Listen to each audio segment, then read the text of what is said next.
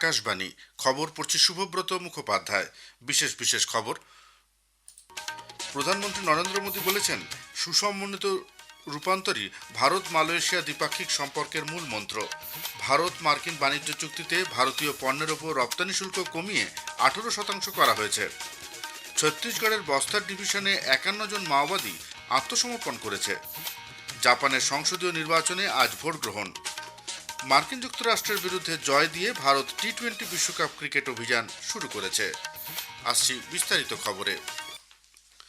প্রধানমন্ত্রী নরেন্দ্র মোদী বলেছেন, ভারত মালয়েশিয়া সম্পর্কের চালিকা শক্তি হল ইম্প্যাক্ট, যার অর্থ সুসমন্বিত রূপান্তরের লক্ষ্যে দুদেশের অংশীদারিত্ব।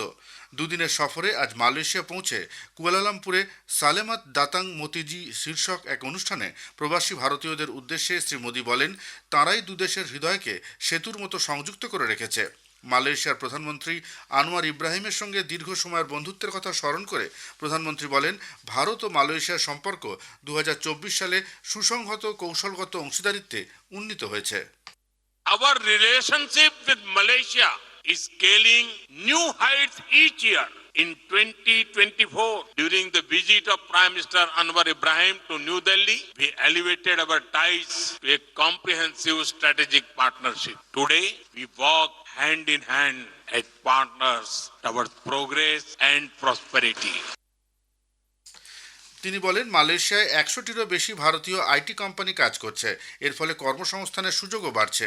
ভারতের ডিজিটাল পেমেন্ট প্ল্যাটফর্ম ইউপিআই শীঘ্রই মালয়েশিয়ায় চালু হবে বলে শ্রী মোদী জানান। তিনি বলেন, overseas citizen of India OCI কার্ডের সুবিধা বৃদ্ধি করা হয়েছে। ভারতে পড়তে মালয়েশিয়ার পড়ুয়াদের জন্য তিরুভাল্লুভার স্কলারশিপ চালু করা হবে এবং মালয়েশিয়া একটি নতুন ভারতীয় কনসুলেট খোলা হবে। মালয়েশিয়ার সমৃদ্ধি এবং উন্নত ভারত গঠনে অবদান রাখার জন্য প্রবাসী ভারতীয়দের প্রশংসা করেন তিনি। Malaysia has the second largest Indian origin community in the world. There is so much that connects Indian and Malaysian heart. You are living bridge that links us. You have connected roti canai with the Malabar parota, coconut, spices, and of course, teh tarik. The flavors feel so familiar, whether it is in Kuala Lumpur or Kochi. We understand each other so well. বাণিজ্য ও শিল্পমন্ত্রী পীয়ূষ গোয়েল বলেছেন, ভারত মার্কিন বাণিজ্য চুক্তিতে ভারতীয় রপ্তানির জন্য শুল্ক 50% কমিয়ে 18% করা হয়েছে। নতুন দিল্লিতে গতকাল ভারত মার্কিন যৌথ বিবৃতি সম্পর্কে শ্রী গোয়েল বলেন, চীন, পাকিস্তান, বাংলাদেশ ও ভিয়েতনাম সহ প্রতিবেশী দেশগুলির তুলনায় ভারতের ক্ষেত্রে শুল্কের হার কম। শ্রী গোয়েল জোর দিয়ে বলেন যে এই চুক্তি দেশের কৃষি ও দুগ্ধক্ষেত্রকে সুরক্ষা দেবে এবং মশলা, চা, কফি, কাজু বাদাম, চীনাবাদাম, অ্যাভোকাডো, কলা, আম, কিউই ও পেঁপের মতো কৃষিপণ্য মার্কিন যুক্তরাষ্ট্রে শুল্কমুক্ত সুবিধা পাবে। মন্ত্রী আরও বলেন যে দেশের সব ক্ষেত্রই এই বাণিজ্য চুক্তিকে স্বাগত জানিয়েছে। মন্ত্রী বলেন, সরকার আগামী দিনে ভারত মার্কিন দ্বিপাক্ষিক বাণিজ্যকে 45 লক্ষ কোটি টাকায় নিয়ে যাওয়ার লক্ষ্য নির্ধারণ করেছে। বাণিজ্য চুক্তির ফলে বিনিয়োগকারীদের জন্য নতুন সুযোগ তৈরি হয়েছে এবং তাদের এর সদ্ব্যবহার করা উচিত। তিনি আরও বলেন যে এই চুক্তিটি ক্ষুদ্র ও মাঝারি শিল্প, কারিগর, তাঁতি এবং রপ্তানিমুখী শিল্পে নিযুক্ত তরুণদের জন্য নতুন দ্বার উন্মোচন করবে এবং তারাই হবেন এর অন্যতম প্রধান সুবিধাভোগী। ইলেকট্রনিক্স ও তথ্য প্রযুক্তি মন্ত্রী অশ্বিনী বৈষ্ণব বলেছেন যে সেমিকন্ডাক্টর উৎপাদন ক্ষেত্রের বিকাশে ভারতের উল্লেখযোগ্য অগ্রগতি হয়েছে। বেঙ্গালুরুতে গতকাল তিনি কোয়ালকমের 2 ন্যানোমিটার সেমিকন্ডাক্টর চিপের সূচনা করেন। মন্ত্রী জানান, ভারত কৃত্রিম বুদ্ধিমত্তা এবং সেমিকন্ডাক্টর ক্ষেত্রে বিশ্বব্যাপী মেধা সরবরাহ করতে সক্ষম। সেমিকন্ডাক্টর ক্ষেত্রে 10 লক্ষ প্রতিভার ঘাটতি রয়েছে বলে উল্লেখ করে মন্ত্রী বলেন, এই চাহিদার বেশিরভাগই ভারত দেশের অভ্যন্তরে এবং বাইরে থেকে পূরণ করবে। এক্ষেত্রে 85,000 জনকে প্রশিক্ষণ দেওয়ার লক্ষ্য নির্ধারণ করা হয়েছিল এবং মাত্র 4 বছরে দেশের 67,000 জনকে এই বিশেষ প্রশিক্ষণ দেওয়া হয়েছে। দেশের 315টি বিশ্ববিদ্যালয় শিক্ষার্থীরা চিপ তৈরির প্রক্রিয়া এবং ডিজাইন করা শিখছে।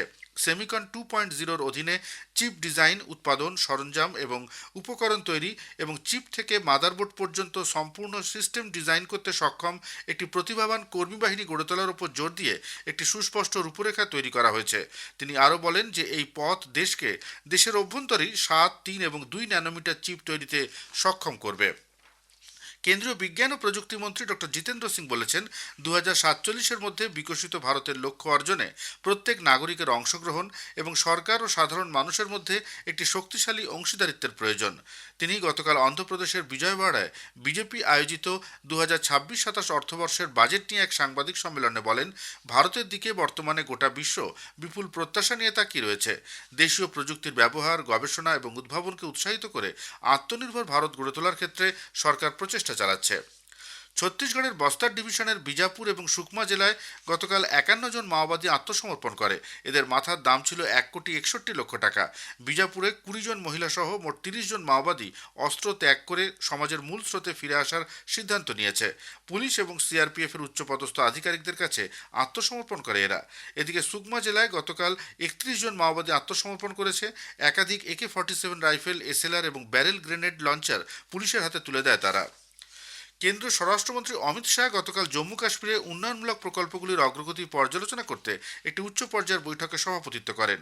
মূলত পরিকাঠামো উন্নয়নমূলক বিভিন্ন প্রকল্প এবং কেন্দ্রীয় সরকারের অনুদানপ্রাপ্ত প্রকল্পগুলির বাস্তবায়নের দিকেই বৈঠকে গুরুত্ব দেওয়া হয়।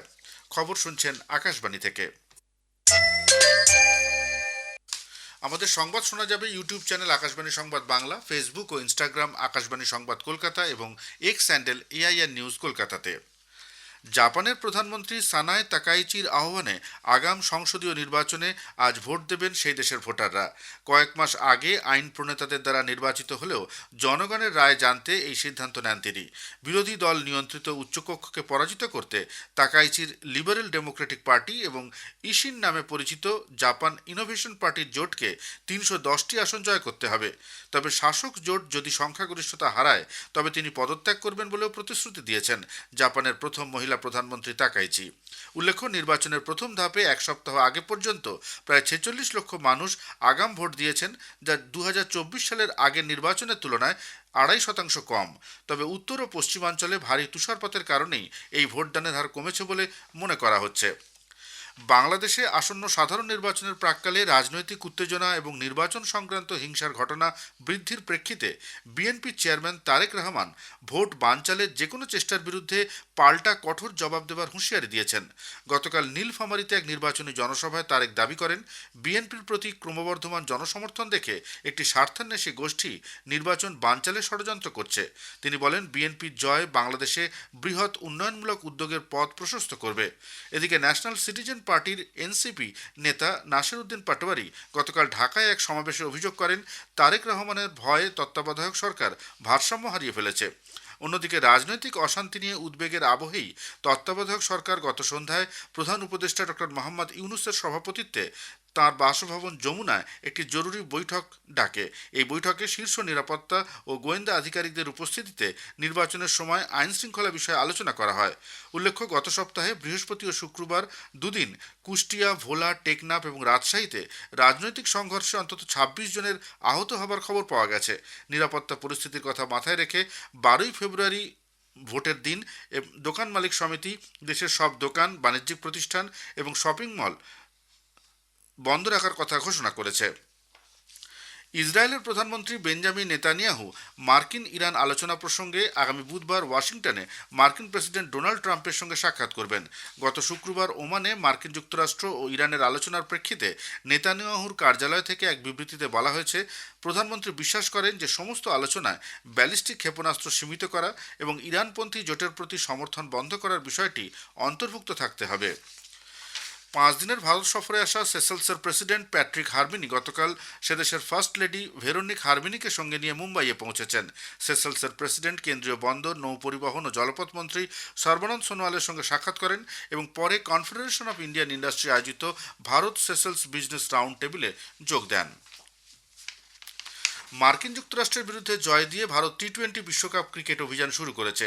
গতকাল টুর্নামেন্টের উদ্বোধনী দিনে মুম্বাইয়ের ওয়াংখেড়ে স্টেডিয়ামে ভারত প্রথম ম্যাচে আমেরিকাকে 29 রানে হারিয়ে দিয়েছে। মার্কিন যুক্তরাষ্ট্র টসে জিতে ভারতকে প্রথমে ব্যাট করতে পাঠায়। নির্ধারিত 20 ওভারে ভারত 9 উইকেট হারিয়ে 161 রান করে। ভারতের পক্ষে জবাবে ব্যাট করতে নেমে মার্কিন দল 20 ওভারে 8 উইকেট হারিয়ে 132 রান তুলতে সমর্থ হয়। টি-20 বিশ্বকাপে আজ 3টি ম্যাচ রয়েছে। চেন্নাইয়ের এম এ চিদম্বরম স্টেডিয়ামে নিউজিল্যান্ড আফগানিস্তানের বিরুদ্ধে খেলবে, মুম্বাইয়ের ওয়াংখেড়ে স্টেডিয়ামে ইংল্যান্ড নেপালের এবং সন্ধ্যায় কলম্বোয় প্রেমদাসা স্টেডিয়ামে শ্রীলঙ্কা আয়ারল্যান্ডের মুখোমুখি হবে। শেষ করার আগে খবরের বিশেষ কিছু অংশ আরও একবার। প্রধানমন্ত্রী নরেন্দ্র মোদী বলেছেন, সুসমন্বিত রূপান্তরই ভারত মালয়েশিয়া দ্বিপাক্ষিক সম্পর্কের মূল মন্ত্র। ছত্তিশগড়ের বস্তার ডিভিশনে 51 জন মাওবাদী আত্মসমর্পণ করেছে। মার্কিন যুক্তরাষ্ট্রের বিরুদ্ধে জয় দিয়ে ভারত টি-20 বিশ্বকাপ ক্রিকেট অভিযান শুরু করেছে। খবর শেষ হলো।